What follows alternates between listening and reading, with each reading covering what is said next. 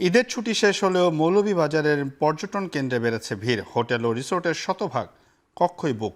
এ নিয়ে আরও জানাতে শ্রীমঙ্গলের লেমন গার্ডেন রিসোর্ট থেকে যুক্ত হচ্ছেন এম এ হামিদ। হামিদ, পর্যটন কেন্দ্রে ভিড় কেমন দেখছেন? পর্যটকদের নিরাপত্তায় প্রশাসন কি ব্যবস্থা আসলে নিয়েছে? এই মুহূর্তে দাঁড়িয়ে আছি শ্রীমঙ্গলের লেমন গার্ডেন রিসোর্টে। দেখতেই পাচ্ছেন আমার পিছনে প্রচুর লোক সুইমিং করছে।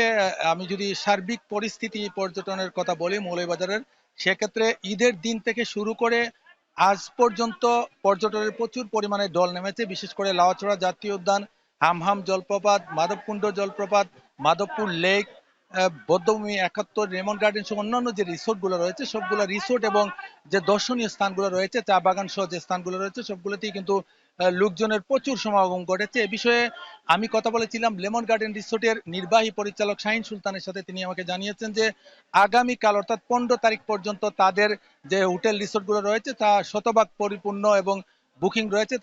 তিনি বলছেন যে সবচেয়ে ইতিপূর্বে যে ঈদগুলো হয়েছে সবগুলা ঈদের রেকর্ড ভঙ্গ করেছে এই ঈদে ব্যবসা সফল হয়েছেন তারা। তিনি বলছেন প্রতিদিন ১৫০০ থেকে ২০০০ লোক এখানে ঢুকে থাকেন, যারা ৩০০ টাকা করে ফিস দিয়ে ঢুকেন। এছাড়াও কিন্তু তাদের বর্ডার পরিপূর্ণ রয়েছে। এছাড়াও হোটেল রিসোর্ট যেগুলো আছে মৌলভীবাজার জেলার শ্রীমঙ্গল সহ কমলগঞ্জ সহ অন্যান্য জায়গায় সবগুলো কিন্তু পরিপূর্ণ রয়েছে। এ বিষয়ে আমি কথা বলেছিলাম আহ হোটেল রিসোর্ট মালিক সমিতির সভাপতি মোহাম্মদ সেলিম মিয়ার সাথে। তিনি আমাকে জানিয়েছেন যে ঈদের আগ থেকে শুরু করে ঈদের ১৫ তারিখ পর্যন্ত লোকে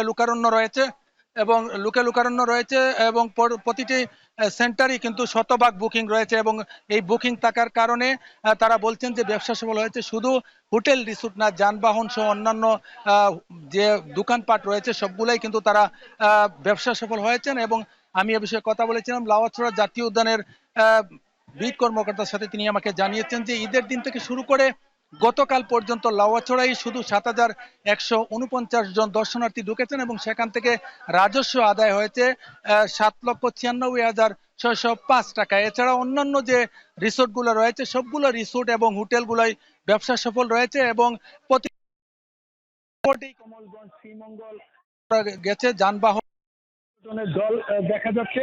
যদিও সন্ধ্যা হয়ে যাচ্ছে তারপরেও কিন্তু দেখতে পাচ্ছেন আমার পিছনে প্রচুর পর্যটক এখানে সমবেত হয়েছেন এবং তারা সুইমিং করছেন, আনন্দ উল্লাস করছেন। এ জল দেখা যাচ্ছে।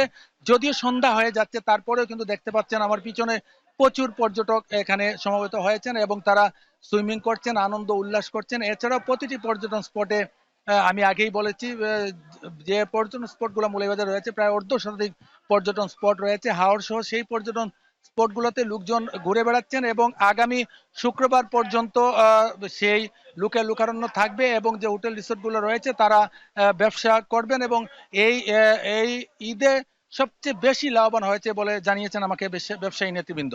এই ছিল আমার কাছে মৌলভীবাজার থেকে পর্যটন নিয়ে সবশেষ। শিওর। ঈদের ছুটি শেষ হলেও মৌলভীবাজারের পর্যটন কেন্দ্রে বেড়েছে ভিড়, সেই খবর জানাতে রিসোর্ট থেকে যুক্ত ছিলেন সহকর্মী এম এ হামিদ।